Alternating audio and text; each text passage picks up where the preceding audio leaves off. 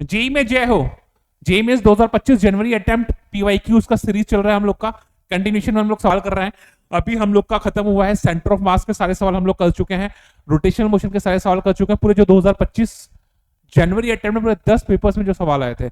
अभी हम लोग जो नेक्स्ट पार्ट में करने वाले हैं वो जेई में 2025 heat and thermodynamics January attempt के सवाल करने वाले हैं। लगभग भाई 25 सवाल आए थे, मतलब आप सोच लो 10 पेपर्स हुए थे, 10 पेपर्स में से 25 सवाल आए, यानी ऑन एन एवरेज 2.5 सवाल, 2 से 3 सवाल एक पेपर में आया, यानी कितना इंपॉर्टेंट है। ठीक है, तो जनवरी अटेम्प्ट 2025 के 25 सवाल यहाँ पे सॉल्व करना स्टार्ट करते हैं। ठीक है, इंपॉर्टेंट है हीट एंड थर्मोडायनेमिक्स। इससे अगला जो भी चैप्टर होगा बता दूंगा मैं, बट प्लीज मैटर को, मटेरियल को फॉलो करिए, चैनल को लाइक कीजिए, सब्सक्राइब कीजिए, शेयर कीजिए। ठीक है, चलिए। हाँ, देखिए हमारा जो नेक्स्ट क्वेश्चन है, नेक्स्ट क्वेश्चन क्या कह रहा है, जो हीट एंड थर्मोडायनेमिक्स स्टार्ट किया हम लोगों ने, हीट एंड थर्मोडायनेमिक्स में नेक्स्ट क्वेश्चन क्या कह रहा है, अ Carnot engine E is working between two temperatures 473 and 273 Kelvin. ठीक है, in a new system, two engines, engine 1 works between 473 and 373, and engine 2 works between 373 to 273 Kelvin. If neta 1, 2, neta 1 and neta 2 are the efficiency of the engines for E, E1 and E2 respectively, तो आपको एक relation निकालना है। ठीक है यार, कैसे करें इस सवाल को, तो देखिए इस सवाल को सॉल्व करते हैं, ध्यान से देखिएगा, ध्यान से। आपके पास ना 3 इंजन है, मतलब 3 टेम्परेचर हैं, टेम्परेचर 1 हो गया, टेम्परेचर 2 हो गया एंड टेम्परेचर 3 हो गया, मेरे पास 3 टेम्परेचर है। ठीक है, देखिएगा आगे।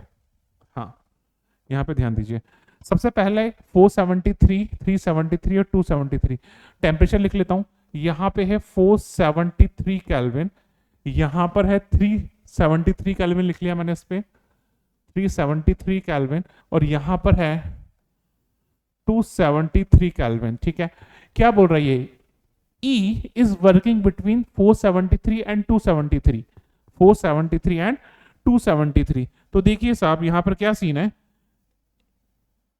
इन दोनों के बीच जो इंजन है उसको मैंने बोला E, उसको मैंने बोला E, और उसका एफिशिएंसी इसने क्या बोला है, उसका एफिशिएंसी इसने बोला है, ई का एफिशिएंसी बोला है इसने नीटा 1 2, नीटा 1 2। आगे बात समझ में, ठीक है। तो मैं सबसे पहले नीटा 1 2 निकाल लेता हूं। तो हमारे पास नीटा का फॉर्मूला है T1 minus T2 upon T2, और परसेंटेज में निकालना है तो 100%। ठीक है, तो यहां से इस सेगमेंट के लिए अगर मैं बात करूं तो नीटा 1 2 जो आ जाएगा मेरा, ये आ जाएगा 473 माइनस 273 अपॉन 473, तो ये जो नीटा 1 2 आ गया, ये आ गया 200 बटा 473, ये आ गया मेरे पास 200 बटा 473।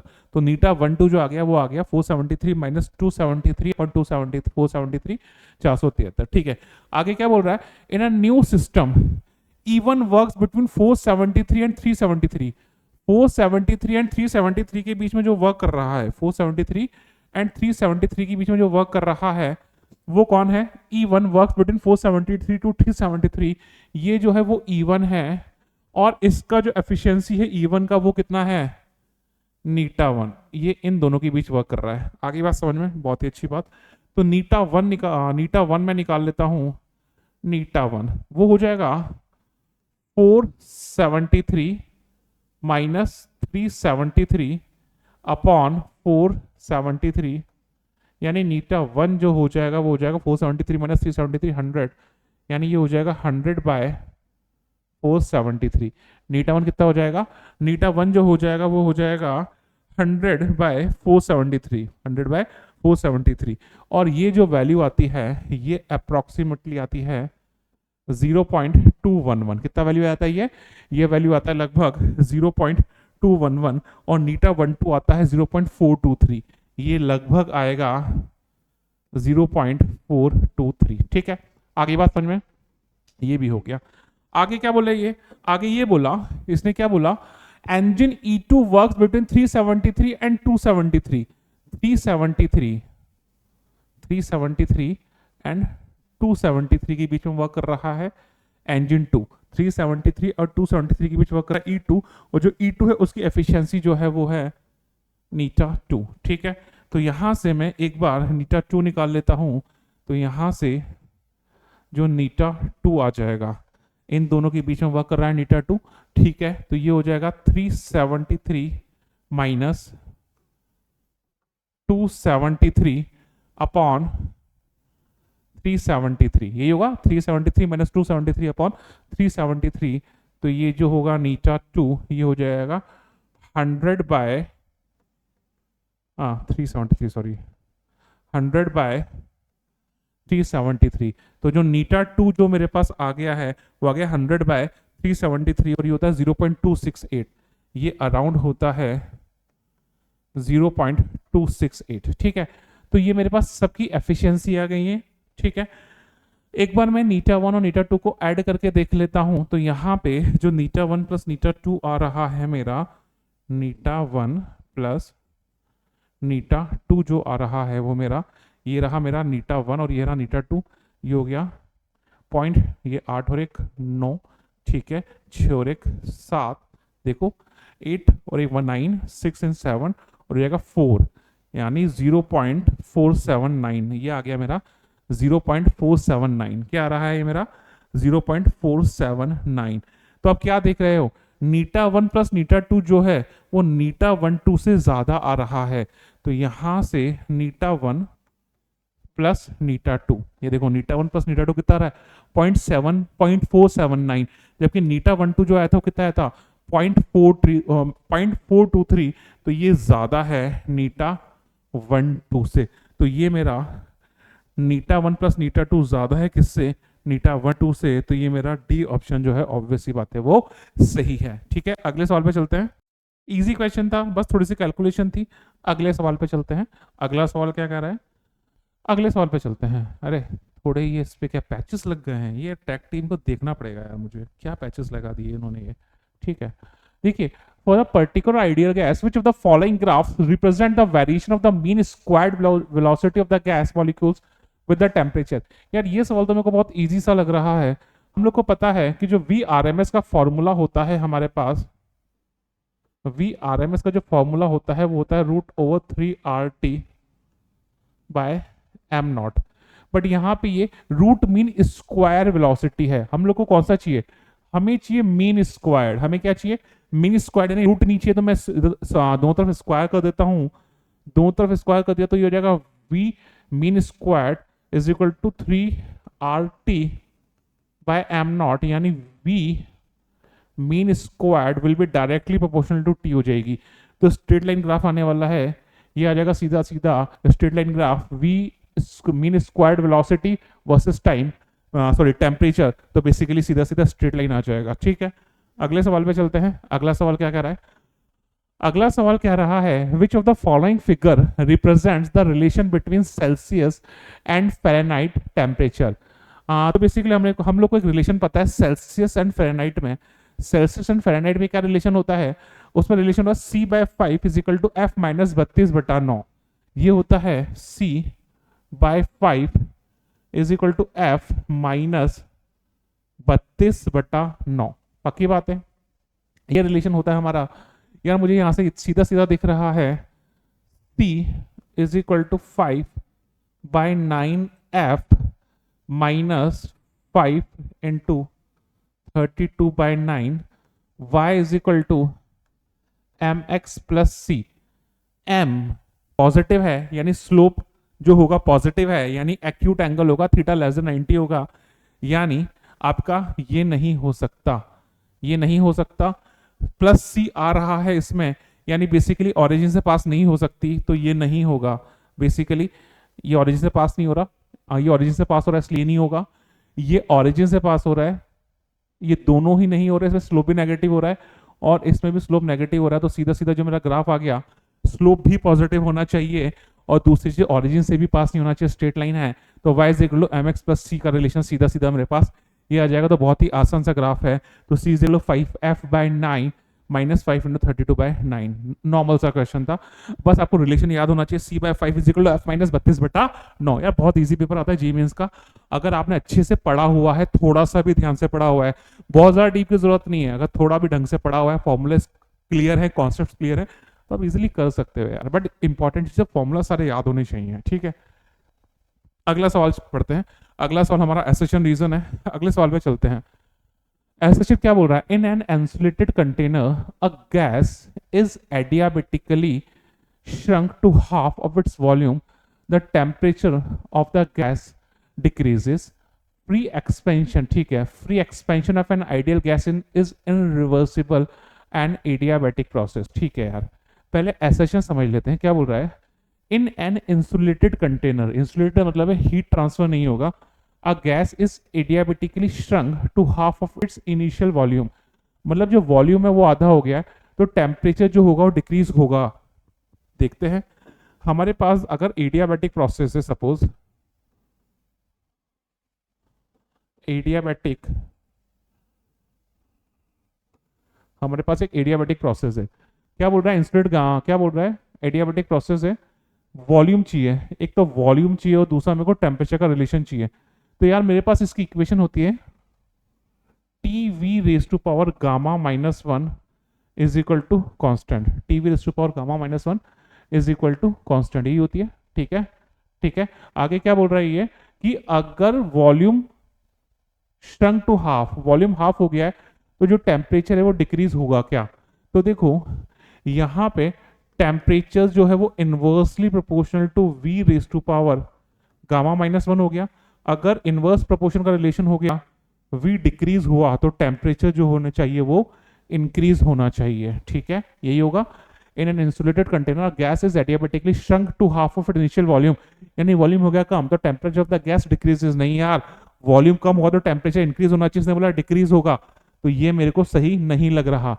Free expansion of an ideal gas is an irreversible and adiabatic process. Yes, adiabatic process होता ही है, क्योंकि ये अचानक होता है, ये एकदम से होता है, फटाफट सडन चेंजेस जो भी होते हैं, हम लोग बोलते हैं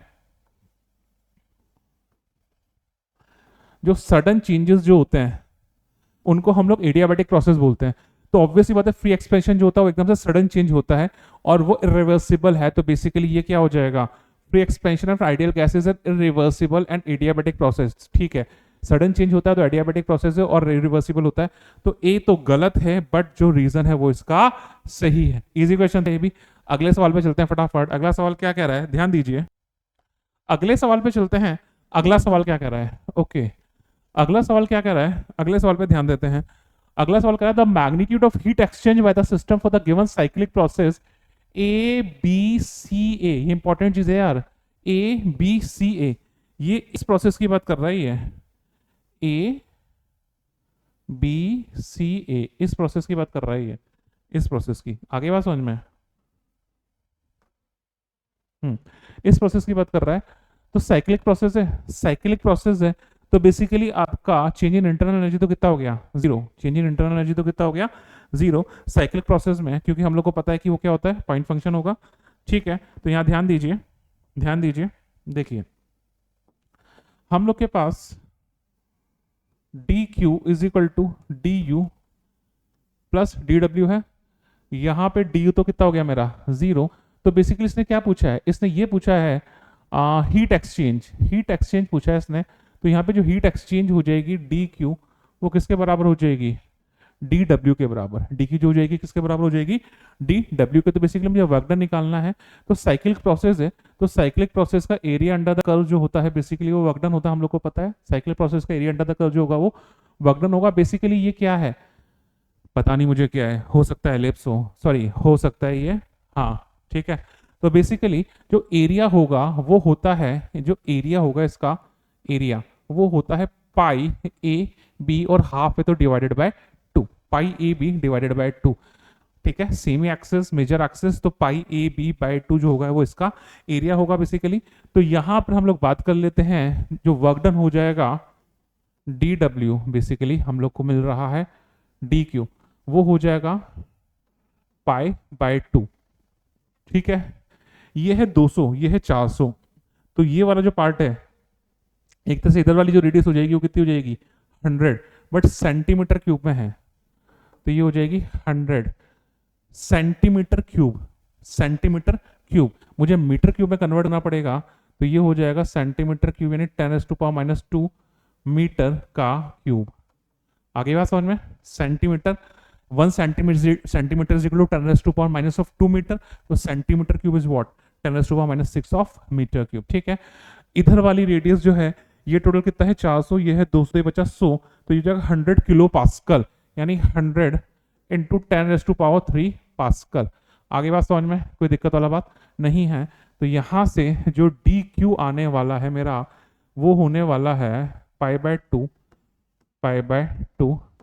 इंटू 10⁻²। एक बार निकाल लेते हैं, बाद में सॉल्व कर लेंगे। ये हो जाएगा 10⁻², ये हो जाएगा -6, वो हो जाएगा 2 + 3 5। ठीक है साहब, तो ये हो गया 5 6 7 7 -6, ठीक है 10 5 पाई। तो यहाँ से जो डी डब्ल्यू या डी क्यू जो हो जाएगा वो हो जाएगा 5 पाई जूल। ठीक है, तो कितना आंसर आ गया इसका 5 पाई जूल, ऐसा यूनिट जो है वो जूल में आ जाएगी। इजी क्वेश्चन था। ठीक है, देख लेते हैं कैलकुलेशन। 2 2 4 5 6 7 7 -6 10 10/2 5 सही है। ठीक है, अगले सवाल पे चलते हैं। अगला सवाल क्या कहता है, अगले सवाल पे चलते हैं। The temperature of the body in air falls from 40 degree Celsius to 24 degree Celsius in 4 minute. याद देखो, बहुत इजी क्वेश्चन होते हैं, ये एक फॉर्मूला है वो याद रखना होता है हमें, और बहुत इजीली क्वेश्चन हो जाते हैं। एक बॉडी है जिसका टेम्परेचर 40 डिग्री से 24 डिग्री में आ गया, कितनी देर में 4 मिनट में। ठीक है, और जो बाहर सराउंडिंग उसका टेम्परेचर इसने दिया हुआ 16 डिग्री, बहुत अच्छी बात। तो ये बोल रहा है the temperature of the body in next 4 minute will be, अगले 4 मिनट बाद इसका टेम्परेचर कितना होगा। ठीक है, ठीक है, तो इस सवाल को सॉल्व करते हैं फटाफट। ध्यान दीजिएगा क्या कह रहा है ये। पहले क्या हो रहा है बेटा, 40 डिग्री से 24 डिग्री में आ रहा है, कितनी देर में 4 मिनट में। तो देखो 40 डिग्री सेल्सियस से 24 डिग्री सेल्सियस आ गया कितनी देर में 4 मिनट में। ठीक है, तो हमारे पास फॉर्मूला होता है, याद करो, T2 minus T1 upon T is equal to K times of T1 plus T2 by 2 minus of T surrounding. ये फॉर्मूला होता है हमारे पास, पक्की बात है। ठीक है, इसको पॉजिटिव बना के चल लेता हूँ, कोई बड़ी बात है नहीं। ठीक है, तो यहाँ पे ये हो गया 40 माइनस 24। ठीक है, मिनट में ही ले रहा हूँ, आंसर मिनट में आ जाएगा, कोई प्रॉब्लम नहीं है अगले वाले में भी। ठीक है, ये divided by 4 is equal to K, ये हो जाएगा 40 प्लस 24/2 माइनस ऑफ 16। 40 माइनस 24 कितना हो गया 40 माइनस 24। ठीक है, कितना बचा, 40 में से 20 गया, तो बचा 20 और 4 और गया, तो बचा 16। 16/4 ये हो गया 4 इज इक्वल टू K। ठीक है, ये कितना हो गया 4 5 6। ठीक है, 4 5 6 64, 64/2 32, 32 माइनस 16 16, तो ये हो गया 16। तो यहाँ से जो मेरे पास K आ गया वो आ गया 1/4। K का वैल्यू जो आ गया वो कितना आ गया मेरे पास 1/4। इजी सा था, तो जो K का वैल्यू आ गया 1/4। अब ये क्या कह रहा है भाई मेरा, अब ये कह रहा है कि अभी टेम्परेचर कितना हो गया 24 डिग्री। अब ये बोल रहा है the temperature of the air is 16, the temperature of the body in the next 4 minute, अगले 4 मिनट बाद टेम्परेचर कितना होगा। तो मैंने बोला अभी टेम्परेचर हो गया मेरा 24 डिग्री सेल्सियस, 24 डिग्री सेल्सियस से मैंने बोला T डिग्री सेल्सियस में आना है, और कितनी देर बाद 4 मिनट बाद। ठीक है, तो वापस से फॉर्मूला लगा दिया मैंने वही वाला, तो ये हो गया 24 minus T/4 is equal to K कितना हो गया 1/4। ये हो जाएगा average temperature 24 plus T/2 minus 16। अब यार यहाँ पे याद है सराउंडिंग तो बहुत बड़ी होती है, उसके टेम्परेचर में चेंज नहीं मान के चलते हम लोग। तो पहले भी 16 डिग्री टेम्परेचर था और अभी भी जो टेम्परेचर है वो 16 डिग्री ही है, ऐसा मान के हम लोग चल रहे हैं। ये गया ये गया, तो ये हो गया 24 minus T is equal to ये कितना हो गया 24/2, तो ये हो जाएगा 12 प्लस T/2 माइनस 16। बहुत ही अच्छी बात, तो ये हो गया 12 माइनस 16 माइनस 4, तो इधर आ गया 28। कितना आ गया ये 28 is equal to T plus T/2 बोले तो 3T/2।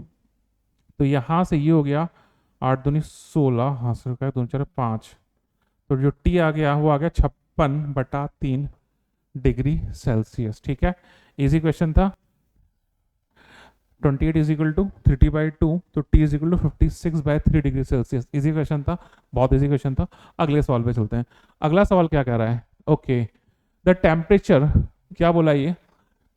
अगले सवाल को ध्यान से पढ़ते हैं। अगला सवाल क्या कह रहा है? अगला सवाल कह रहा है the temperature of 1 mole of an ideal monatomic gas. 1 mole है, ठीक है। Ideal 1 mole monatomic gas is increase by 53 degree Celsius at constant pressure. Okay, pressure constant है। The total heat added and change in internal energy are E1 and E2 respectively. If E1 upon E2 is equal to x/9, then value of x. Easy question है, बहुत ही ज्यादा easy question है। क्या कह रहा है? एक मोल गैस है मोनोटॉमिक। मोनोटॉमिक का मतलब F कितना हो गया? इसका डिग्री ऑफ फ्रीडम जो हो गया F, वो हो गया आपका 3। ठीक है, आगे क्या बोल रहा है? Gas is increase by 53 degree Celsius, temperature 50 degree Celsius से बढ़ाया एट कांस्टेंट प्रेशर। इंपॉर्टेंट चीज है, यानी हीट दी होगी। ठीक है, the total heat added and change in internal energy are E1 and E2। क्या बोल रहा है? द टोटल हीट एडेड, जो E1 है वो तो टोटल हीट एडेड हो गई। ठीक है, and change in internal energy, ये जो हो जाएगा ये DU हो जाएगा। ठीक है, तो मेरे को Q अपॉन DU का रेशियो फाइंड करना, वो x/9 है, तो मुझे x की वैल्यू फाइंड करनी है। क्या करें? देखिए क्या बोला इसने, एट कांस्टेंट प्रेशर। आपको क्या बोला है इसने कि इसने जो हीट ऐड की है वो कांस्टेंट प्रेशर पे ऐड की है, तो यानी जो हीट हो जाएगी DQ, वो हो जाएगी N CPDT। कांस्टेंट प्रेशर पे अगर मैं हीट ऐड कर रहा हूं तो DQ क्या हो जाएगी? N CPDT। और यही जो वैल्यू है उसने क्या बोली है? E1। ठीक है, आगे क्या बोल रहा है? Change in internal energy. Change in internal energy बोलते हो DU, जो DU होता है वो होता है NCVDT, हम लोग को पता है। और ये जो वैल्यू है उसने बोली है E2, तो यहां से जो E1 अपॉन E2 का फॉर्मूला आ गया N CPDT upon N CVDT, गया गया गया गया, यानी ये आ गया CP upon CV, basically gamma. CP क्या होता है? CP होता है F/2 + 1 इंटू R। ठीक है, तो ये हो गया F/2 + 1 इंटू R, और ये हो गया F/2 इंटू R। R से R कैंसिल हो गया, तो यहां से ये आ गया F+2 अपॉन F। ठीक है, F कितना है? मोनोटोमिक है, तो हो गया 3 + 2 अपॉन 3, तो ये हो गया 5/3। मुझे x चाहिए, तो ये हो जाएगा 5/3 इज इक्वल टू x/9। ये 3 टाइम्स कट गया, तो जो x आ गया वो आ गया 15। जो x का जो वैल्यू आ गया है वो आ गया है 15। इजी क्वेश्चन था, बहुत इजी क्वेश्चन था। अगले क्वेश्चन पे चलते हैं। अगला क्वेश्चन क्या कह रहा है? ओके, अगला क्वेश्चन एक आपका थ्योरेटिकल क्वेश्चन है। ठीक है, क्या कह रहा है? An ideal gas goes from an initial state to final state during the process. The pressure of gas increases linearly with temperature. यानी इसने ये बोला है, क्या बोला है? Pressure of gas increases linearly with temperature. तो P is proportional to T होगा। हम लोग के पास क्या होता है? PV is equal to NRT होता है, यानी इसका वॉल्यूम कांस्टेंट है, तभी P is proportional to T होगा, तो यानी इसका वॉल्यूम जो होगा वो कांस्टेंट हो गया। ठीक है, क्या बोल रही है? वॉल्यूम कांस्टेंट है। अगर वॉल्यूम कांस्टेंट है तो क्या हो गया? The work done by the gas during the process is 0। अगर वॉल्यूम कांस्टेंट है तो हम लोग को पता है जो dW होता है, जो dW होता है वो कितना होता है? वो होता है P dV, वॉल्यूम कांस्टेंट है, तो बेसिकली क्या होगा? PdV जो dV जो है वो 0 हो जाएगा, तो PdV कितना हो जाएगा? 0। तो work done by the gas A सही है। क्या बोल रहा है आगे? आगे क्या बोल रहा है ये? The heat added to the gas is different from the change in internal energy. तो देखो यार, यहाँ पे क्या होगा? DQ is equal to DU plus DW। ठीक है, यहाँ पे जो DW है वो तो 0 हो गया, तो जो DQ है वही DU है, तो the heat added to the gas is the different from the change on its internal energy. नहीं यार, जो हीट ऐड करेंगे वही तो उसकी इंटरनल एनर्जी के बराबर, चेंज इन इंटरनल एनर्जी के बराबर होगा। तो यार ये स्टेटमेंट गलत है, क्योंकि इसने ये बोला है डिफरेंट, डिफरेंट नहीं है, सेम है, तो ये मेरा गलत हो गया। क्या बोल रहा है ये अगला, क्या बोल रहा है, the volume of the gas is increase. नहीं यार, वॉल्यूम तो कांस्टेंट अभी बताया मैंने। क्या बोल रहा है, the internal energy of gas is increase, the internal energy of gas is increase. तो मैं ये मान के चल रहा हूँ हीट दे रहा है ये। Final state the pressure of the gas increases. ठीक है ठीक है ठीक है। लीनियरली विद टेम्परेचर, ठीक है, टेम्परेचर बढ़ रहा है तो internal energy of the gas जो होगी वो इंक्रीज होगी, ऑब्वियसली बात है, क्योंकि जो इंटरनल एनर्जी होती है क्या होती है, N F R D T by two या N C B D T. Temperature increase हो रहा है तो इंटरनल एनर्जी जो होगी वो इंक्रीज होगी। आगे क्या बोल रहा है, the process is isochoric. Obviously बात है, तो मैंने पहले ही बता दिया, जो प्रोसेस है वो आइसोकोरिक है, तो इसका आंसर ए डी और ई सही है। तो ऑब्वियसली बात है, इसका आंसर जो है वो ए डी और ई सही है। अगले सवाल पे चलते हैं। उफ, अगला सवाल, अगला सवाल क्या कह रहा है, अगला सवाल क्या कह रहा है, अगले सवाल में देख लेते हैं अगला सवाल क्या कह रहा है भाई। देखिए सामने एक ग्राफ बना हुआ है, सामने एक ग्राफ बना हुआ है। क्या कह रहा है ये, the given PV diagram of the work done by an ideal gas along the path A B C D, A B C D is, okay okay okay okay, A B C D के through work done चाहिए मुझे, A B C D के through work done चाहिए। तो मैं तीनों path के लिए अलग अलग निकाल लूं, और मुझे पता है पीवी ग्राफ दे रखा है, पीवी ग्राफ दे रखा है, तो एरिया अंडर द कर्व जो होता है वो क्या होता है, वर्क डन होता है, सीधी बात है। ठीक है, तो मैंने क्या किया, ध्यान समझिएगा, मुझे टोटल वर्क डन चाहिए W A B C D, तो W A B C D is equal to W A B, A से बी जाओ, W B C plus W C D. ठीक है, ए से बी, ए से बी क्या हो रहा है, यहां से देखो वॉल्यूम इंक्रीज हो रहा है, वॉल्यूम इंक्रीज हो रहा है तो वर्क डन जो है वो पॉजिटिव होने वाला है, पक्की बात है। ये 2v0 और ये 3v0, तो बेसिकली यहां से ये कितना हो जाएगा v0, और ये कितना है p0, तो ये हो जाएगा p0। तो एरिया अंडर द कर्व जो हो जाएगा कितना हो जाएगा p0 v0, but volume increase हो रहा है तो ये जो वर्क डन होगा वो कितना होगा प्लस p0 v0। ठीक है, बी से सी गए, वॉल्यूम कांस्टेंट, वॉल्यूम कांस्टेंट, तो वर्क डन जो हो जाएगा वो जीरो हो जाएगा। आगे बात समझ में। सी से डी जाओ, सी से डी जाओ, ये 3v0 था और ये v0 था, तो ये सी से डी अगर मैं गया तो ये कितना हो जाएगा 2v0। ठीक है, और यहां से लेके यहां तक ये कितना है, ये हो जाएगा आपका 2p0। तो जो इसके सी डी के नीचे का एरिया अंडर द कर्व क्या हो जाएगा 2p0 इंटू 2v0 यानी 4v0 v0, but volume decrease हो रहा था, वर्क डन जो होगा वो नेगेटिव होगा, तो ये हो जाएगा माइनस ऑफ 4p0 v0। तो यहां से ये हो जाएगा माइनस ऑफ 3p0 v0, तो जो वर्क डन आ जाएगा वो आ जाएगा minus of 3p0 v0। Easy question था। ठीक है, अगले सवाल पे चलते हैं, अगला सवाल क्या कह रहा है, अगले सवाल पे चलते हैं, अगला सवाल क्या कह रहा है। ओके, अगला सवाल क्या कह रहा है, an ideal gas initiate at 0 degree Celsius temperature is compress suddenly, okay, to 1/4 of its volume, the ratio of the specific heat at constant pressure, specific heat at constant pressure to constant volume, CP upon CV दिया हुआ है इसने 3/2।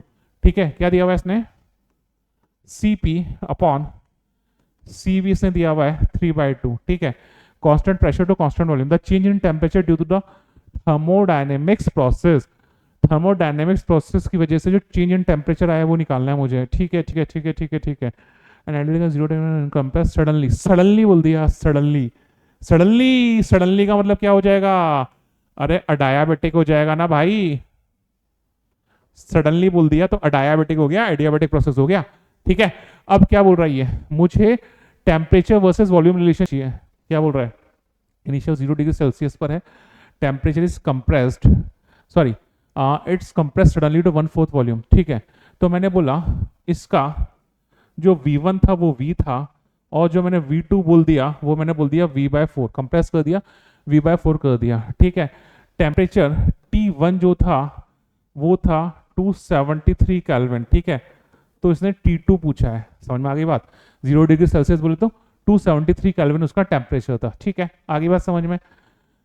तो हमारे पास adiabatic process है, adiabatic process हम लोग को रिलेशन पता है, T V raise to power gamma -1 is equal to constant, यानी यहां पर t is inversely proportional to v raise to power gamma -1, तो यहां से आ गया T1 upon T2 is equal to V2 upon V1 the whole power gamma -1। T1 मुझे पता है वो कितना है 273, T2 मुझे नहीं पता वो मैं निकाल लूंगा अभी। V2 कितना है, V2 है मेरा V/4, V1 कितना है V, और गामा का जो वैल्यू दिया हुआ है वो दिया हुआ है 3/2 - 1। आगे बात समझ में, सीधा सीधा रिलेशन मेरे पास आता है। तो यहाँ से मेरे पास क्या आ गया, ये आ गया 273/T2, ठीक है। ये हो जाएगा 1/4 की पावर 1/4, 3/2 - 1, यानी हो जाएगा 1/2। तो यहाँ से हो जाएगा 1/2। तो यहाँ से जो T2 आ गया मेरा, T2 आ गया, वो आ गया 2 × 273 केल्विन, ठीक है। आपको क्या चाहिए, आपको डेल्टा टी चाहिए, यानी आपको चाहिए T2 - T1। तो ये T2 तो आ गया 2 × 273, और T1 कितना था मेरे पास 273, ये था मेरे पास 273।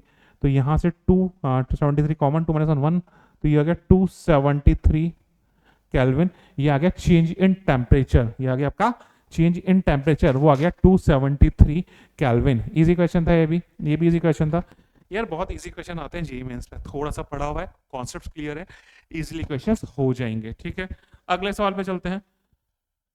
अगला सवाल क्या कहता है, अगला सवाल देखिए। ओ माय गॉड, गणफण आ गई भाई, गन से डर लगता है मेरे को, काहे सवालों में गन दे देते हो। वैसे ही मुस्लिम आदमी हूं मैं, मियाँ भाई हूं, ये गन वन का सवाल हमें दे देते हैं, फिर बोलेंगे कि सर ऐसे कर रहे हैं। ध्यान दो बेटा, क्या बोल रही है, a gun Fyers a lead bullet of temperature 300 kelvin. अरे क्या हुआ बे, क्या चाचा पापा कर रहा है, तो ढंग से बैठ जाना। हाँ देखो सवाल क्या कह रहा है, a gun fires a lead bullet of temperature 300 Kelvin into a wooden block। अच्छे लोग हैं ये, ठीक है। The bullet having melting temperature of 600 Kelvin penetrates into the block and melts down, ठीक है। एक बंदूक है भाई जिसका टेम्परेचर 300 केल्विन है, उसे वुडन ब्लॉक पे फायर किया है बुलेट को। The bullet having a melting temperature, bullet जो 600 केल्विन में वो मेल्ट हो जाएगी, और ये ब्लॉक को पेनिट्रेट करती है और मेल्ट डाउन हो जाती है। Total heat required for the process is, पूरे प्रोसेस के लिए जो टोटल हीट चाहिए मुझे, वो चाहिए 625 जूल, ठीक है। मास ऑफ द बुलेट पूछा है मुझे ग्राम में। क्या क्या हीट दिया हुआ, लेटेड हीट दी हुई है लाइट की, और स्पेसिफिक हीट दी हुई है लाइट की। अरे यार कुल मिला के बुलेट फायर की मैंने, तो उसको हीट चाहिए मेल्ट होने के लिए, तो उसका मेल्टिंग टेम्परेचर 600 केल्विन है। अरे वो तो 300 केल्विन पर है, तो पहले तो टेम्परेचर बढ़ेगा 300 केल्विन से 600 केल्विन जाने वाला है, और उसके बाद उसका फेस चेंज होगा। यानी स्पेसिफिक हीट वाला कॉन्सेप्ट भी काम में आने वाला है, और लेटेंट हीट वाला कॉन्सेप्ट भी काम में आने वाला है, ठीक है ठीक है ठीक है। तो यहाँ पे सवाल क्या कह रहा है, सवाल कह रहा है Q net is equal to Q1 plus Q2, ठीक है। तो यहाँ पे net heat is equal to mCDT plus ml, ये टेम्परेचर बढ़ाने के लिए और वो लेटेंट हीट पिघलाने के लिए। टेम्परेचर कहां से कहां जा रहा है, 300 केल्विन से 600 केल्विन जाना चाहिए पहले, उसके बाद ही तो पिघलना स्टार्ट होगी। और जो टोटल हीट है वो कितनी है 625, ये हो गया 625 m, पता नहीं है मुझे। सी का वैल्यू कितना दिया हुआ है, specific heat capacity of the lead is, ये दे रखा 125, ठीक है। तो ये हो गया 125, 125 टेम्परेचर में चेंज कितना आएगा 300 kelvin plus m, l latent heat, latent heat यारी 2.5, 2.5 इंटू 10⁻⁴, यानी ये हो जाएगा 2.5 इंटू 10⁻⁴। कुछ नहीं करना, सॉल्व कर लेना है, कुछ नहीं करना, सॉल्व कर लेना है। क्या करें यार, ये 25 से काट दो है, 25 से काट दो, ये 25 गया, और इधर ये हो गया, तो ये हो गया 1000 m बचा, 1000 m सॉरी, ये बचा। अरे 10 से मल्टीप्लाई कर दिया 2.5 को, तो 25 हो गया, तो 25, ठीक है।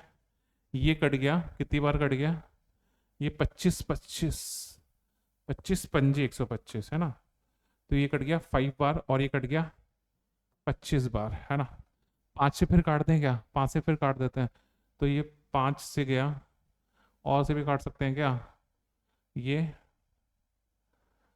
5 गया, और ये कितना गया 200, ठीक है। क्या समझ में आ गया क्या भैया।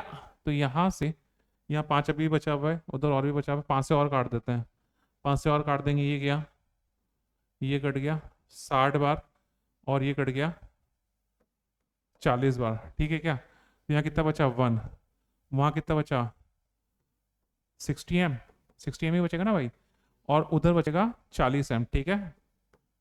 ठीक है, तो यहाँ पे 100 एम इज इक्वल टू 1, तो जो एम हो जाएगा 1/100 kg। एम जो हो जाएगा वो कितना हो जाएगा, अरे क्या ग्राम में पूछा है क्या, हाँ ग्राम में पूछा है।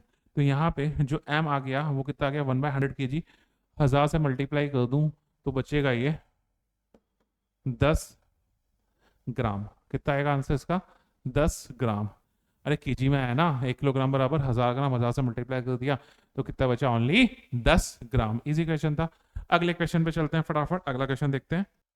चलिए अगले सवाल पे चलते हैं। अगला सवाल क्या कर रहा है, ओके एक लिस्ट दी हुई है, लिस्ट देख लेते हैं, पहले पढ़ लेते हैं क्या बोल रहा है। Pressure varies inversely proportional to volume of an ideal gas, यानी P is inversely proportional to V है। क्या बोल रहा है, pressure varies inversely with volume, यानी यहां से मैं बोल सकता हूं P V is equal to constant, यानी टेम्परेचर कांस्टेंट हो गया ना यहाँ से। P V is equal to NRT, P V constant नहीं, टेम्परेचर कांस्टेंट नहीं, यानी टी कांस्टेंट हो गया ना यहाँ से। तो यानी ये कौन सा प्रोसेस हो गया, आइसोथर्मल, आइसोथर्मल प्रोसेस। तो ये हो गया आइसोथर्मल प्रोसेस ए, ठीक है। बी क्या बोल रहा है, heat absorb goes partly to increase internal energy and partly to do work, यानी dq is equal to du plus dw, ठीक है। यानी सब कुछ होना चाहिए, वर्क डन जीरो नहीं होना चाहिए यानी आइसोकोरिक नहीं हो सकता, du जीरो नहीं होना चाहिए यानी आइसोथर्मल नहीं हो सकता, dq जीरो नहीं होना चाहिए यानी एडियाबैटिक नहीं हो सकता। तो बेसिकली ये कौन सा प्रोसेस बचा, आइसोबैरिक। आइसोकोरिक में तो वर्क डन जीरो हो जाएगा ना, ये बचा आइसोबैरिक। तो यानी ये हो गया बी, ये हो गया बी, ठीक है। तो बी का 4 सही है। Heat neither absorb nor release, अरे यार नाइदर एब्सॉर्ब नॉर रिलीज यानी एडियाबैटिक हो गया ना ये, तो सीधा सीधा बात कर लेते हैं। तो सी का हो गया एडियाबैटिक, तो ये हो गया सी का adiabatic. No work done by, work done नहीं होता किस में नहीं होता, आइसोकोरिक में नहीं होता ना, तो ये हो गया डी, ठीक है। तो ए का 3 बी का 4, ए का 3 बी का 4, सी का 1 एंड डी का 2, सी का 1 एंड डी का 2। इजी क्वेश्चन था, बेसिक कॉन्सेप्ट है, कुछ भी नया नहीं है। क्या बोल रहा है ये आगे, क्या बोल रही है, the kinetic energy of translation of the molecule of CO2 gas at 17 degree Celsius, ठीक है। ट्रांसलेटरी काइनेटिक एनर्जी पूछी उसने, यानी ट्रांस किसी भी डिग्री ऑफ फ्रीडम में कितनी एनर्जी होती है एक मॉलिक्यूल में, 1/2 kT, ठीक है। यानी यहाँ पे कितने मॉलिक्यूल्स हैं मुझे पता नहीं है, मैंने बोला n मॉलिक्यूल्स से बात करूंगा अभी आगे, कितने मॉलिक्यूल्स हैं, n मॉलिक्यूल्स हैं। ट्रांसलेटरी हो जाएगा तो ये हो जाएगा 3/2 NKT, ठीक है। एक डिग्री ऑफ फ्रीडम में 1/2 kT होती है एक मॉलिक्यूल के लिए, n मॉलिक्यूल के लिए कितनी हो जाएगी 1/2 NKT, और ये equal degree of freedom, 3 translatory degree of freedom होंगी तो कितनी हो जाएगी टोटल 3/2 NKT, ठीक है। n क्या हो जाएगा, n हो जाएगा टोटल नंबर ऑफ पार्टिकल्स, ठीक है। क्या बोल रखा है 50 ग्राम ऑफ CO2, क्या बोल रखा है इसने 50 ग्राम ऑफ CO2। तो बेसिकली हम लोग n की बात करें तो जो n हो जाएगा, नंबर ऑफ मोल्स कितने हो जाएंगे, नंबर ऑफ मोल्स हो जाएंगे 50/44 इंटू एन ए, यानी 6 इंटू 10⁻23, यही होगा क्या बेटा, ठीक है। यही मोल्स होंगे, तो जो मोल्स हो जाएंगे वो कितने हो जाएंगे 50/44 इंटू 6 इंटू 10⁻23, ठीक है। तो यहां से ये हो जाएगा 3/2 इंटू 50/44 इंटू 6.023 इंटू 10⁻23 के कितना होता है 1.38 इंटू 10⁻⁻23। टेम्परेचर कितना दिया हुआ है बेटा 17 डिग्री सेल्सियस, 17 डिग्री कितना हो गया 273, 290 कितना हो जाएगा 290, ठीक है। समझ में आया। तो ये हो जाएगा आपका 3/2 50/44 6.023 इंटू 23, ठीक है 290, 1.38 इंटू 10⁻⁻1 माइनस ऑफ 23। इसको सोल्व करेंगे तो आएगा 4102, इसको सॉल्व कर लो तो ये आ जाएगा 4102 पॉइंट अराउंड 108 जूल। सॉल्व कर लेना यार, 4108.8 अराउंड यही आने वाला है। कर लेना, सॉल्व कर लेना, ठीक है। अगला लोग अगला समझते हैं फटाफट। अगला क्या कह रहा है? हाँ, the ratio of vapour density of two gases at the same temperature is 4/25. The ratio of RMS, the ratio of RMS same temperature पे है कितना, 4/25. The ratio of the RMS velocities, यार एक बात बताओ, RMS velocity जो होती है V, RMS is inversely proportional to rho होती है, ठीक है। तो V1 upon V2 is equal to ρ2 by ρ1, ये होने वाला है, ये होने वाला है, ठीक है। आपको क्या बोल रहा है? आरएमएस वेलोसिटीज का रेशियो पूछा है, अगर उनकी डेंसिटीज का जो रेशियो है वो 4/25 है, ठीक है। तो ये हो जाएगा 25/4 ρ2/ρ1, तो ये हो जाएगा 5/2। कितना हो जाएगा? 5/2। इजी है, ठीक है। अगले सवाल पे चलते हैं। अगला सवाल क्या कह रहा है? ये अच्छा सवाल है, ये अच्छा सवाल है। क्या कह रहा है समझना, ध्यान से पढ़ना। अच्छा सवाल है, थोड़ा सा अच्छा सवाल है। मैं ऐसा नहीं बोलूंगा कि बहुत ही ज्यादा अच्छा सवाल है, बट थोड़ा सा अच्छा सवाल है। क्या कह रहा है ये? ध्यान से समझते हैं। दिख रहा है तेरे को? क्या कह रहा है ये? For a monoatomic gas, if gamma 1 CP4 CP/CV for the rigid molecules, मतलब मॉलिक्यूल जो है वो रिजिड है, and gamma 2 CP1C for the diatomic molecules but have also vibrational mode।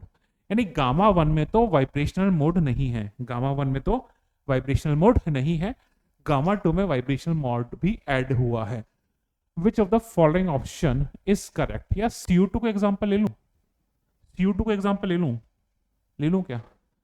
तो CO2 की डिग्री ऑफ फ्रीडम सुनो, CO2 का degree of freedom, यानी अगर मैं बात करूं रिजिड मोड में, मैं बात करूं रिजिड मोड में, ठीक है, तो एक बार बताओ उसकी टोटल डिग्री ऑफ फ्रीडम कितनी होती है?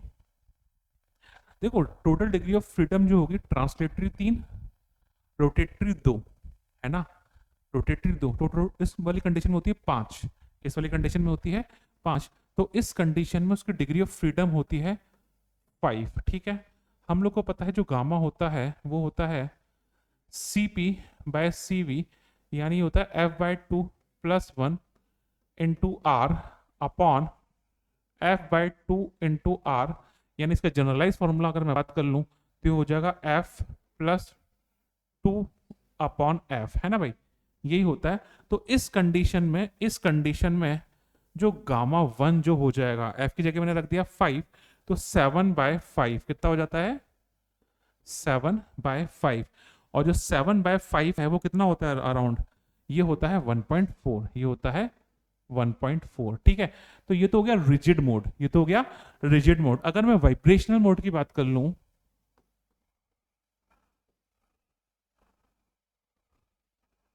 अगर मैं, तो उसका degree of freedom 3 translatory, 2 rotatory और 2 वाइब्रेटरी, ठीक है, हाई टेम्परेचर, तो कितना हो गया? ये हो जाएगा 7, ये कितना हो जाएगा? 7। तो जो गामा 2 हो जाएगा यहां से, ये हो जाएगा 7 + 2 अपॉन 7, यानी ये कितना हो जाएगा? 9/7, और 9/7 कितना होता है बेटा? ये होता है अराउंड 1.28, ये होता है 1 पॉइंट, क्या दिख रहा है मुझे?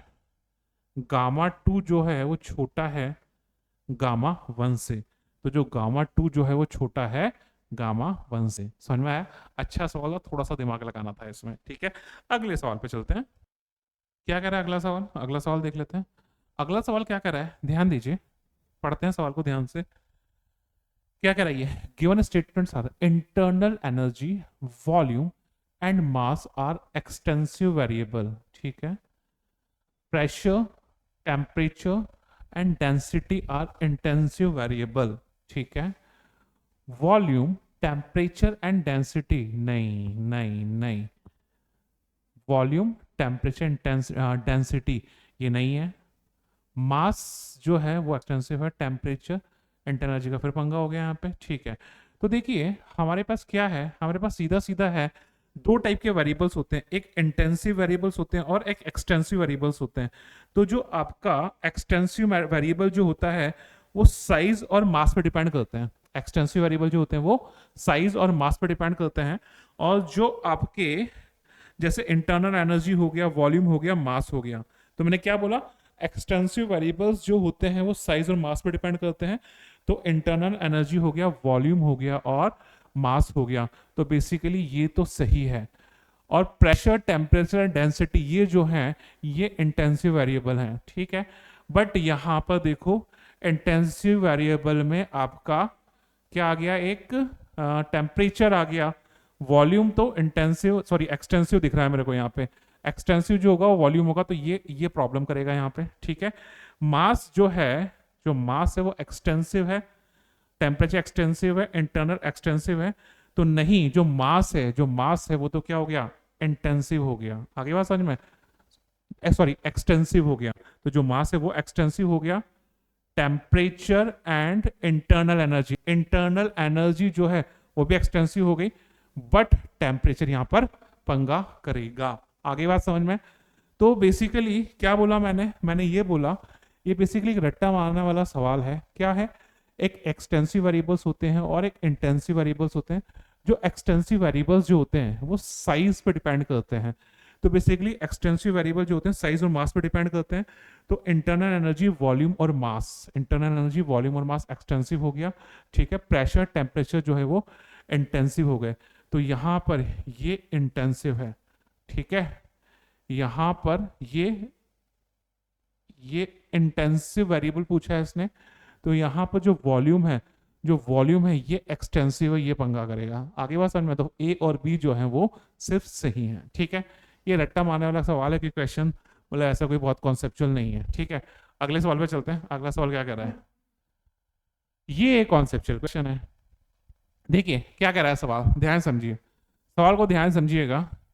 क्या बोल रहा है, three conductors of same length having thermal conductivity K1, K2 and K3 are connected is shown in figure.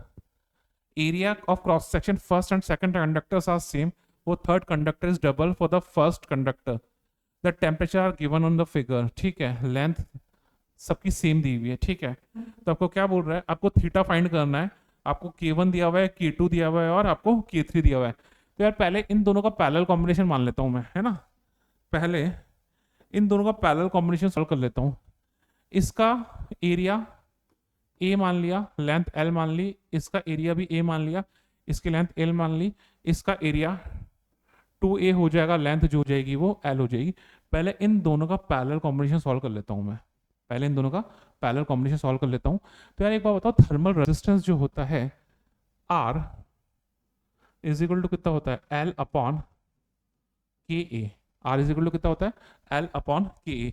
इन दोनों को अगर एक ही रॉड मानूं मैं, इन दोनों को मैं अगर एक ही रॉड मानूं और उसका रेजिस्टेंस मैं मान लूं आर नॉट, इन दोनों को अगर मैं इन दोनों को एक ही रॉड बनाऊं, उसका रेजिस्टेंस मैंने मान लिया आर नॉट और उसकी थर्मल कंडक्टिविटी मैंने मान ली के नॉट, ठीक है।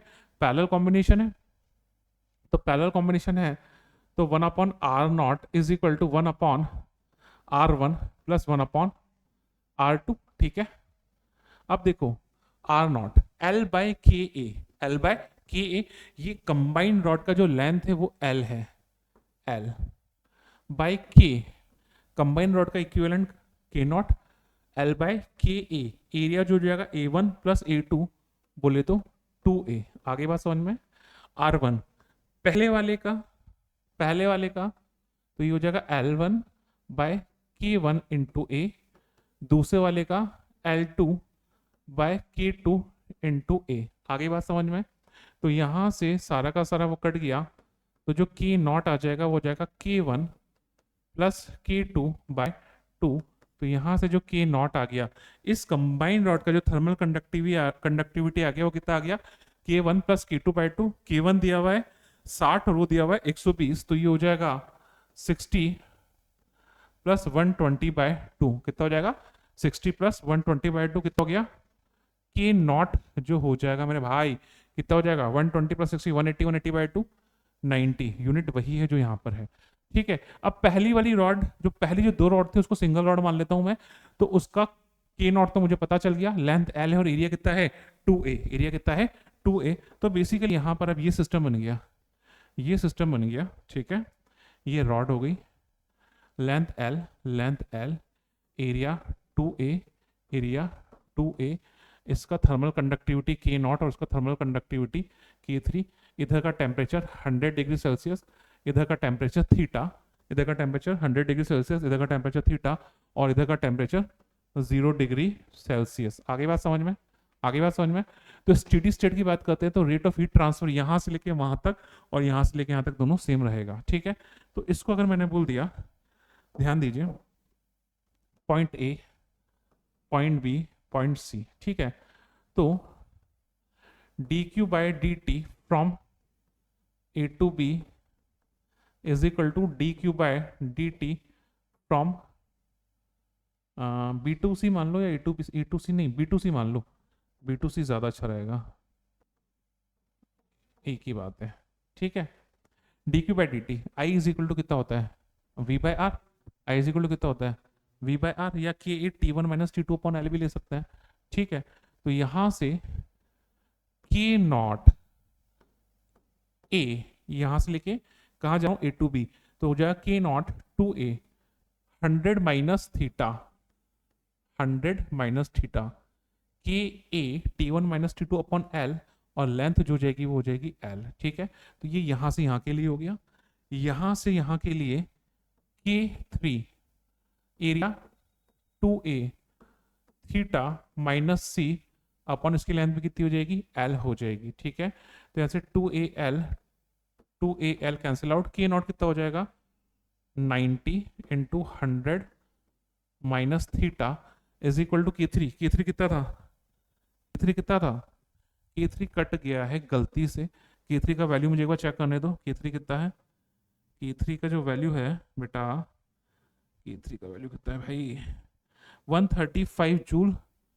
इसका के का जो वैल्यू है वो है 135 सेम यूनिट। ठीक है, तो ये हो जाएगा 135 इंटू थीटा। आगे बात समझ में, कितनी बार कट गया, कितनी बार कट गया, किससे काटे जल्दी बताओ, 5 से काट लेते हैं यार, फालतू परेशानी नहीं होना। ये कितनी बार गया 5 तो नहीं क्या 17, पागल वागल हो गया क्या, 5 दूनी 10, 5 सत्ते 35, 27 भाई, क्या कर रहा है भाई, ऐसे मत कर यार। ये कितनी बार गया है 180 टाइम्स, इतना ही जाएगा। ठीक है, किससे काटे हैं 9 से, 9 दूनी 18, 9 तिया 27। ठीक है, तो ये हो जाएगा 2000 minus 20 theta is equal to 3 theta. ठीक है, इज इक्वल टू 3 थीटा, पक्की बात है। ठीक है, तो यानी ये हो गया 23, नहीं यार कहीं ना कहीं लोचा गया अपन ने, कहीं ना कहीं लोचा गया भाई, कहीं ना कहीं लोचा गया है इसमें, ये गलती कर दी ना यार। ये देखिए के नोट का वैल्यू 90 है, के नोट का वैल्यू 90 है, मैंने के नोट का वैल्यू 9000 लिख दिया, समझ में आया, इसलिए पंगा हो गया ये। देखिए ये गलती कर दी यहाँ पे, ये गलती कर दी है ना, कैलकुलेशन मिस्टेक हो गई भाई गलती से, है ना। चल, के नोट का वैल्यू कितना है 90 है ना, के नोट का वैल्यू कितना है 90 into 100 minus theta, 90 into 100 minus theta is equal to 135 theta. अब आया ना, ठीक है, कितनी बार गया 59 सा, पक्का 59 से ही होता है ना। ठीक है, 15 6 90, 6 बार, 3 दूनी 6, 3 तिया 9, तो हो गया 200 minus 2 theta is equal to 3 theta, यानी यहाँ से हो गया 200 इज इक्वल टू 5 थीटा, तो थीटा इज इक्वल टू 200 बटा 5, यानी 5 चौक 20, 40 डिग्री सेल्सियस। तो जो आंसर है वो कितना है 40 डिग्री सेल्सियस। क्वेश्चन तो इजी था, थोड़ा सा दिमाग लगाना था। अगले सवाल पे चलते हैं। इजी क्वेश्चन था, थोड़ा सा दिमाग लगाना था। यहाँ पे मैंने कैलकुलेशन मिस्टेक कर दी थी, हमने रेक्टिफाई की। अगले सवाल पे चलते हैं। अगला सवाल क्या कह रहा है सुनिएगा, अगले सवाल पे ध्यान दीजिए। अगला सवाल क्या कह रहा है, an amount of ice melt, ice of mass 10⁻³ kg, temperature -10 degrees Celsius is transformed to vapor of 110 degrees Celsius by applying the heat. The total amount of work done required, the total amount of work required for this conversion is, अरे बाबा अलग अलग चीजें दी हुई हैं। यानी कुल मिला के -10 डिग्री सेल्सियस वाली आइस को मेरे को 110 डिग्री सेल्सियस वाली स्टीम में चेंज करना है। समझ में आया क्या? समझ में आया क्या? तो मुझे क्या करना है, सबसे पहले -10 डिग्री सेल्सियस वाला आइस है, इसको मेरे को 0 डिग्री सेल्सियस वाला आइस में कन्वर्ट करना है। -10 डिग्री सेल्सियस वाला आइस को 0 डिग्री सेल्सियस वाला आइस में कन्वर्ट करना है। तो फॉर्मूला लगेगा Q1 is equal to mc/dt। तो जो Q1 हो गया होगा -10⁻³ C specific heat of ice. तो स्पेसिफिक हीट ऑफ आइस ये दे रखी 2100 जूल पर केजी पर केल्विन। तो ये हो जाएगा 2100 इंटू डी टी। टेम्परेचर में चेंज कितना आएगा 10 डिग्री। तो यानी यहाँ से ये आ गया 1 2 3, यानी ये आ गया 21 जूल। ये आ गया 21 जूल। आगे बात समझ में? 0 डिग्री सेल्सियस वाले आइस में आ चुके हैं। अब आइस जो होगा वो मेल्ट होगा।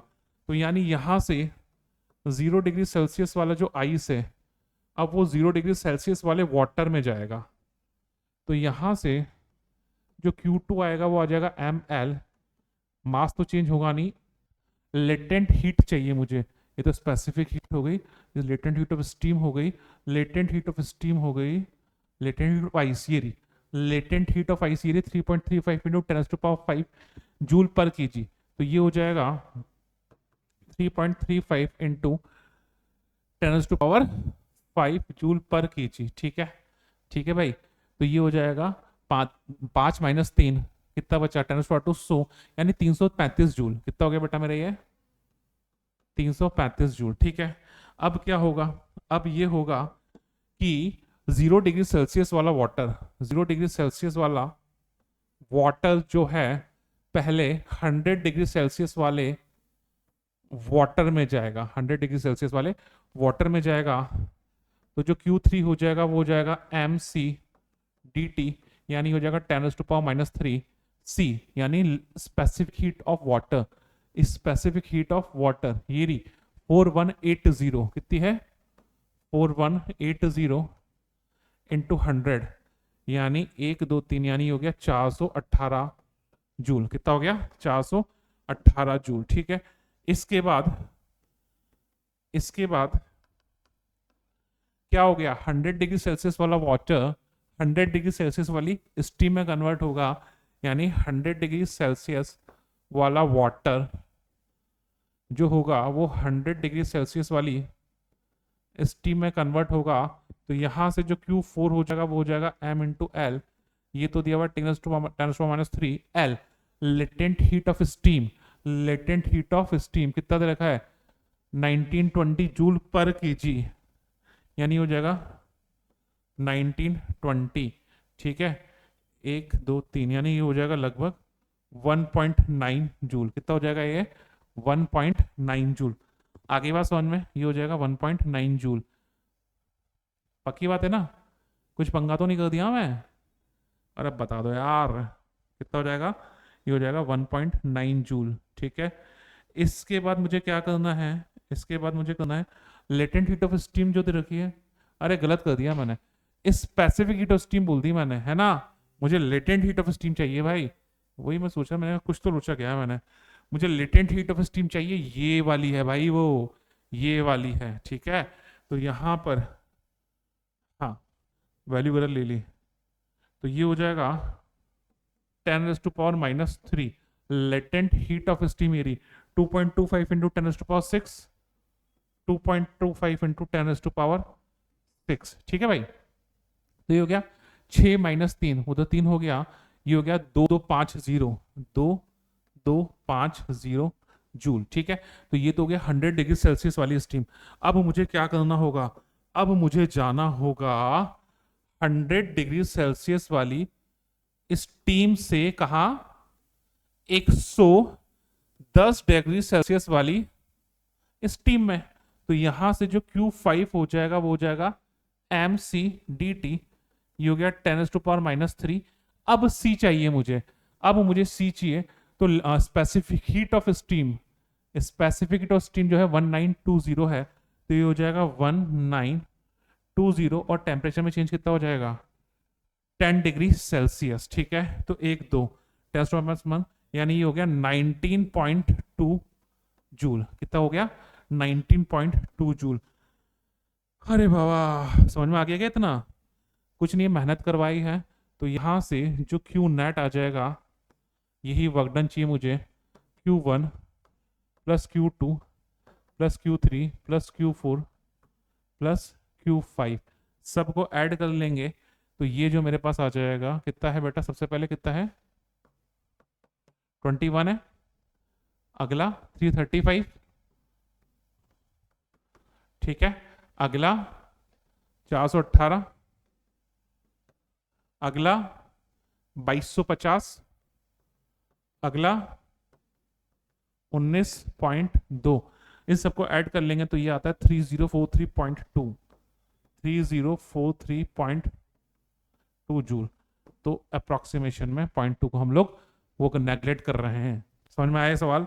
चलिए अगला सवाल देखते हैं। अगले सवाल पे चलते हैं। अगला सवाल क्या कह रहा है? ठीक है, अगले सवाल पे चलते हैं। कौन सा क्वेश्चन है ये?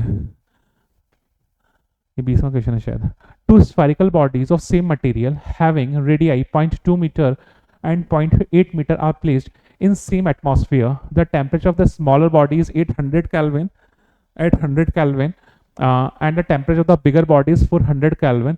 If the energy radiated, radiation का सवाल है, from the smaller body, smaller body से कितना दे रहा है E, the energy radiated from the bigger body, ये जो बेचारी छोटी वाली बॉडी है ना, यहाँ से मिल रहा है E, तो आपको इससे E डैश निकालना है।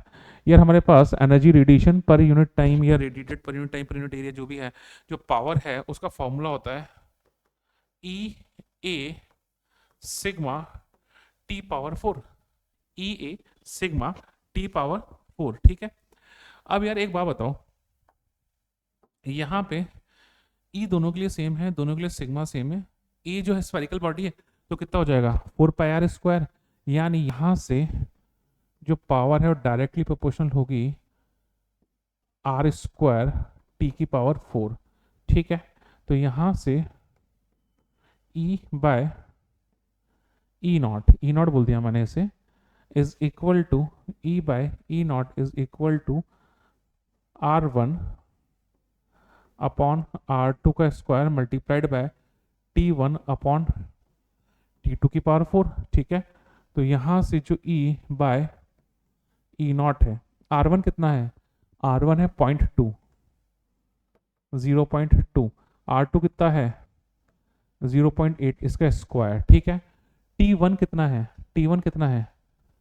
The temperature of the smaller body T1 800 kelvin, 800, and bigger वाली का कितना है? 400 की पावर 4। ठीक है साहब, यानी यहां से E बाय ई नॉट कितनी बार गया है? 4 बार, और ये हो गया 1/16। ये कितना बार गया? 2 बार, 2 2 4, 4 चौक 16, यानी हो गया 1। यानी जो ई नॉट है वो किसके बराबर आ गया? ई के बराबर। ई नॉट किसके बराबर आ गया? ई के बराबर। ठीक है, आगे बात समझ में? इजी क्वेश्चन था ये, 20 क्वेश्चन था। अगले सवाल पे चलते हैं। अगला सवाल क्या कह रहा है? अगला सवाल, a container of fixed volume contains a gas at 27 degree Celsius. Fixed volume है, टेम्परेचर 27 डिग्री सेल्सियस है। To double the pressure, pressure double कर दिया, the temperature of the gas should be, अरे यार V कांस्टेंट है, V constant है।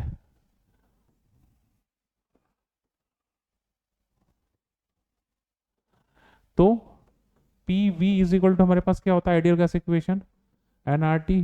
तो यहां से जो P हो गया वो हो गया प्रोपोर्शनल टू T। ठीक है, तो यहां से इसने बोला P1 upon P2 is equal to T1 upon T2। ठीक है, क्या बोल रहा है? To double the pressure of the gas, to double the pressure of the gas the temperature of gas should be raised to. ठीक है, ठीक है, प्रेशर जो है वो डबल कर देना है, ठीक है, to double the pressure of the gas. तो जो P1 है वो तो मैंने मान लिया P, P2 कितना हो जाएगा 2P। टेम्परेचर पहले कितना है 27, यानी 300 अपॉन T2, यानी जो T2 आ जाएगा वो कितना आ जाएगा 600 केल्विन। कितना आ जाएगा T2 कितना आ जाएगा मेरा 600 केल्विन, यानी 600 केल्विन बोले तो 600 केल्विन बोले तो 327 डिग्री सेल्सियस, अगर डिग्री सेल्सियस में पूछा है तो 27 डिग्री सेल्सियस। कोई इशू है क्या यार? आई होप कि आपको कोई इशू नहीं होगा, समझ में आ गया। 327 डिग्री सेल्सियस। अगले सवाल पे चलते हैं। अगला सवाल क्या बोल रहा है, the work done in adiabatic change in an ideal gas depends only. देखो यार, अगर एडियाबैटिक प्रोसेस मेरे पास है, मेरे पास कौन सा प्रोसेस है,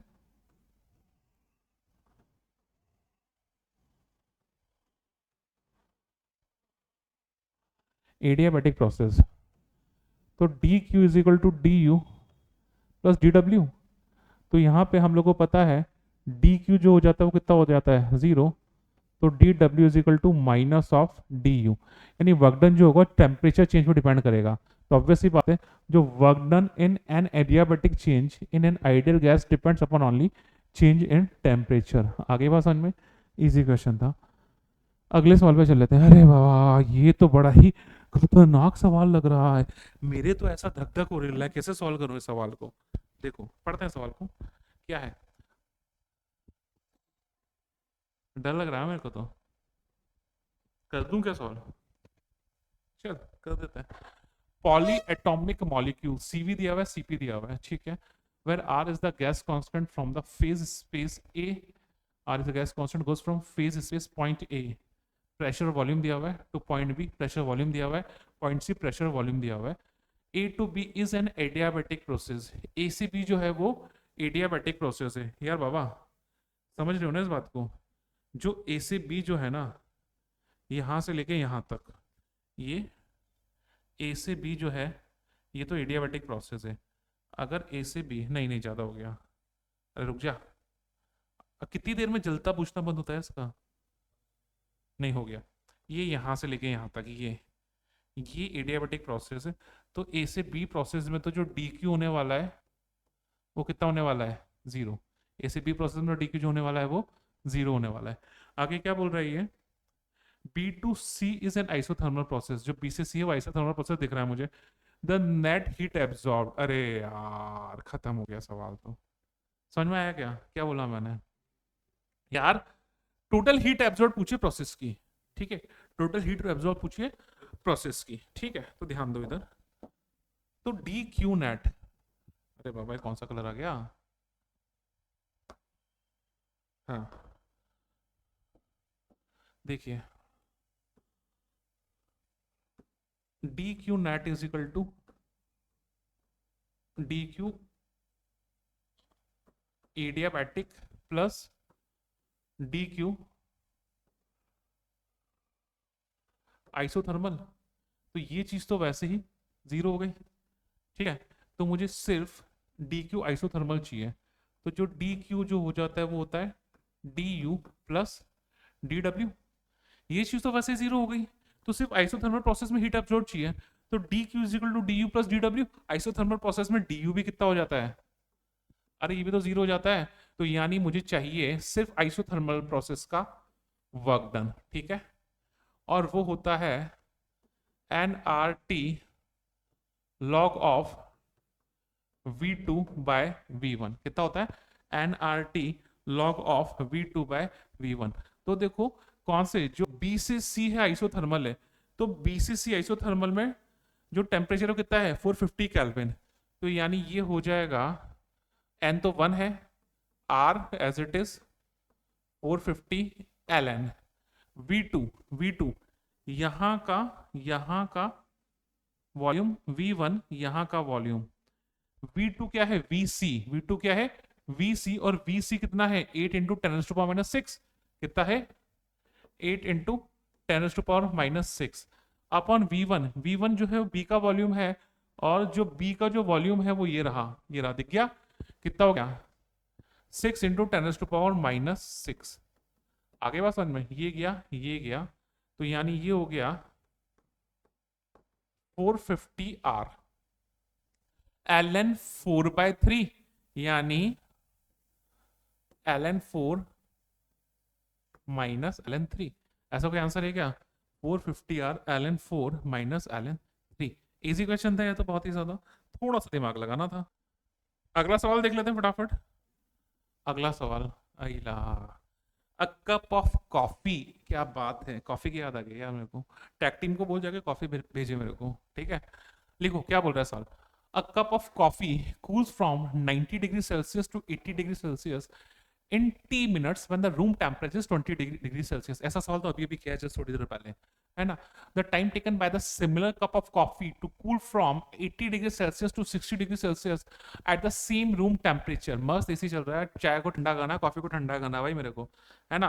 तो क्या बोल रहा है ये 90 से 80 में जा रहा है टी मिनट में। क्या ये 90 डिग्री सेल्सियस से 80 डिग्री सेल्सियस में जा रहा है कितनी देर में?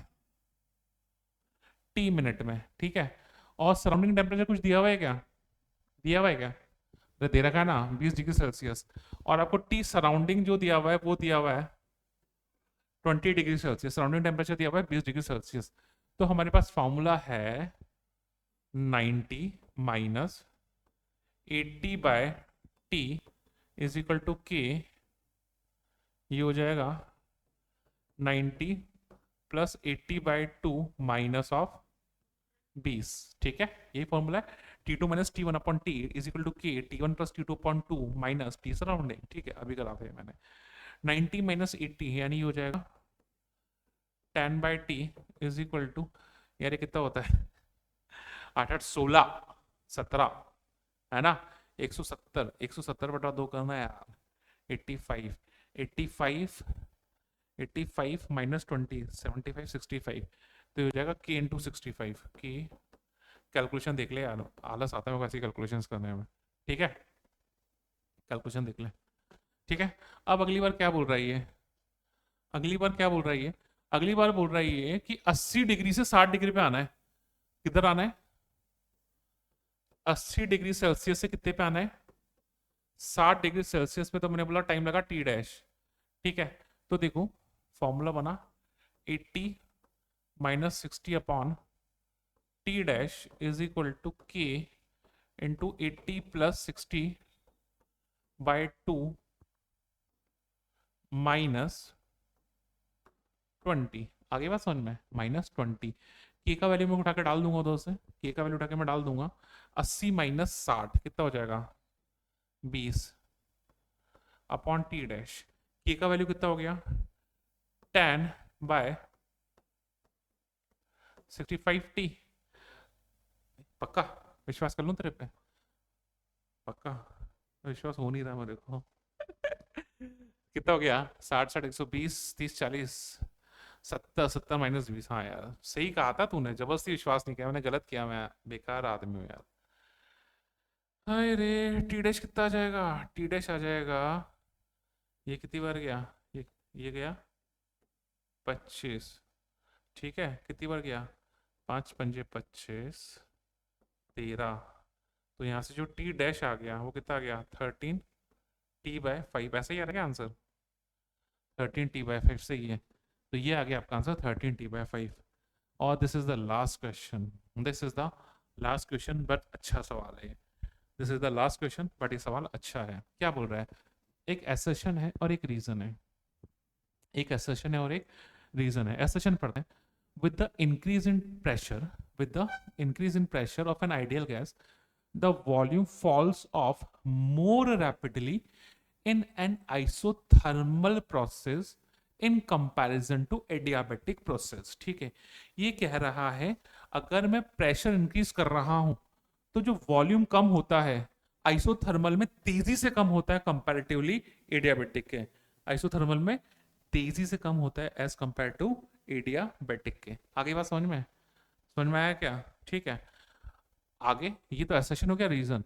आइसोथर्मल प्रोसेस में PV is equal to constant होता है, एडियाबेटिक प्रोसेस में PV raise to power gamma is equal to constant होता है, इसलिए ऐसा होता है। ठीक है, एक बार समझ लेते हैं यार। इस गामा की वजह से तो यहाँ पर क्या होता है, बड़ा बवाल होता है। तो देखो यार सोचते हैं थोड़ा सा। अगर मेरे पास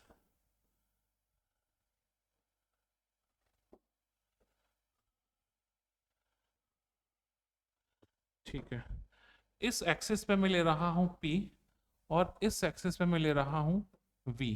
तो हम लोग को पता है, अगर मैं बात करूं, ठीक है, अगर मैं बात करूं दो प्रोसेसेस की, तो कौन सा एडियाबेटिक होगा और कौन सा आइसोथर्मल होगा? क्या कहता है सर, कौन सा एडियाबेटिक है कौन सा आइसोथर्मल है? तो जो ज्यादा खड़ा हुआ है, जिसका स्लोप ज्यादा है, वो एडियाबेटिक है। तो नीचे वाला हो गया मेरा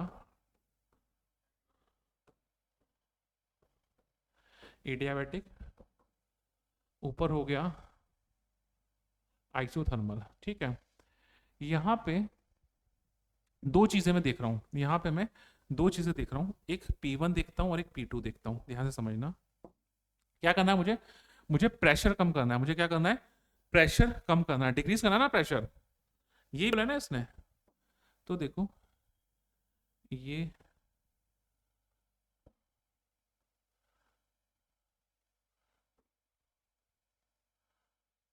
ऐसा कुछ, तो देख यहाँ पर ये प्रेशर डिक्रीज करना है इंक्रीज करना है, एक बार बताओ मुझे। With the increase in pressure, pressure increase करना है, प्रेशर इंक्रीज करना है। ठीक है, ठीक है, ठीक है, प्रेशर इंक्रीज करते हैं। हाँ, देखिए, ठीक है, ऐसा कुछ और ऐसा कुछ। ठीक है, ये प्रेशर हो गया P1, ये प्रेशर हो गया P1। ठीक है, ये हो गया V1 आइसोथर्मल का, और नहीं, ये V1 हो गया किसका, एडियाबेटिक का। ये V1 हो गया एडियाबेटिक का, और ये V1 हो गया आइसोथर्मल का। ठीक है, ठीक है। अब अगर मैंने अब अगर मैंने प्रेशर को इंक्रीज कर दिया, अब अगर मैंने क्या किया, प्रेशर को इंक्रीज कर दिया, प्रेशर हो गया यहाँ पर ऐसा। ठीक है,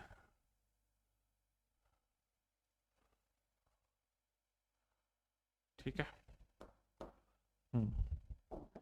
सपोज प्रेशर हो गया P2, यहां से ये वाला जो हो जाएगा, ये हो जाएगा V2। नीचे वाला कौन सा था, एडियाबैटिक, और ये ऊपर वाला ये जो था, ये हो जाएगा V2। ऊपर वाला कौन सा था, आइसोथर्मल। यानी सेम प्रेशर चेंज में, क्या देख रहे हो आप, सेम प्रेशर चेंज में एडियाबैटिक, यहां यहां था पहले एडियाबैटिक का वॉल्यूम, अब एडियाबैटिक का वॉल्यूम क्या हो गया, ये हो गया। तो सेम प्रेशर चेंज में अगर मैं बात करूं, सेम प्रेशर में चेंज में अगर मैं बात करूं, ध्यान से समझना, V एडियाबैटिक, V1 एडियाबैटिक यहां था, अब V2 एडियाबैटिक जो है वो यहां पे आ गया है, यानी इतना वॉल्यूम में चेंज हुआ है ना बेटा। सेम प्रेशर चेंज में पहले आइसोथर्मल का वॉल्यूम यहां पे था, अभी आइसोथर्मल का वॉल्यूम यहां पे आ गया, यानी इतना वॉल्यूम में चेंज हो गया। यानी V आइसोथर्मल है ये, और ये V एडियाबैटिक है। तो मुझे क्या दिख रहा है, डेल्टा बोल देता हूं उसे ताकि तुम्हें थोड़ा सा याद रहे। तो यहां मुझे क्या दिख रहा है, डेल्टा V आइसोथर्मल जो है वो ज्यादा है डेल्टा V एडियाबैटिक के। क्या यही बोला क्या इसने, कि सेम प्रेशर अगर चेंज हो रहा है तो आइसोथर्मल का वॉल्यूम में जो चेंज होगा वो रैपिड होगा एज कंपेरेटिव एडियाबैटिक के। ऐसा बोला क्या इसने, with the increase in pressure the volume falls off more rapidly in isothermal process। तो देखो, आइसोथर्मल प्रोसेस में प्रेशर ज्यादा रैपिडली गिर रहा है किसके, as compare to adiabatic process के। आई बात समझ में, as compare to adiabatic process के, है ना। तो ये जो मेरा एसर्शन है वो सही है, जो मेरा एसर्शन है वो सही है, और इसका रीजन भी सही है, क्योंकि इसकी स्लोप ज्यादा होती है PV raised to power gamma की वजह से। तो मेरा एसर्शन भी सही है और रीजन जो है वो एग्जैक्टली सही है। आगे बात समझ में, आगे बात समझ में। लास्ट क्वेश्चन देख लेते हैं फटाफट। The difference of temperature in a material can convert heat energy into electrical energy to harvest the heat energy the material should be. या देखो इलेक्ट्रिकल एनर्जी हार्वेस्ट करनी है मेरे को, तो उसकी इलेक्ट्रिकल कंडक्टिविटी तो हाई होनी चाहिए, बट थर्मल कंडक्टिविटी जो है वो लो होनी चाहिए। नॉर्मल सा कॉन्सेप्ट है, कोई बहुत बड़ा 30 मार्क वाला काम ही नहीं है। समझ में आया क्या? समझ में आया? तो ये थे आपके पूरे हीट एंड थर्मोडायनेमिक्स के 20, 25, 26 PYQs 2025 के। अब अगले वीडियो में थोड़ी देर में मिलते हैं हम लोग, ठीक है? प्लीज़ चैनल को लाइक कीजिए, सब्सक्राइब कीजिए और शेयर कीजिए। Thank you.